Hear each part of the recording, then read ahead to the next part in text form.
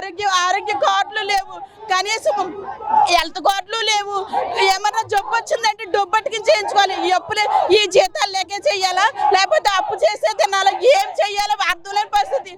మేమైతే ఆత్మహత్య చేసుకోవాలండి నిర్ణయానికి వచ్చేస్తామండి.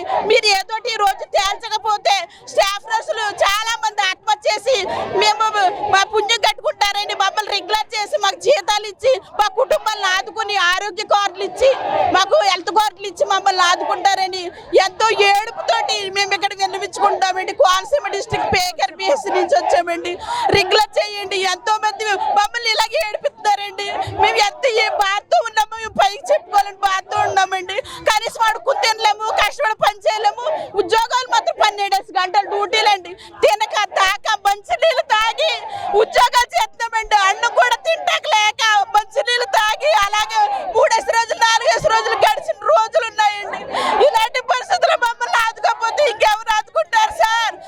సీఎం సార్, డిప్యూటీ సార్, మమ్మల్ని ఆదుకోండి, మమ్మల్ని ఆదుకోండి. మాకు లాంటి కుటుంబాలను ఆదుకోండి. మీకు పుణ్యం ఉంటుంది సార్. ఇక మీడియా మిత్రులకి ధన్యవాదాలు. ఇటువంటి అవకాశం కల్పించినందుకు మమ్మల్ని రెగ్యులర్ చేయాలి, మాకు ట్రాన్స్ఫర్లు కల్పించాలి, మాకు జీతాలు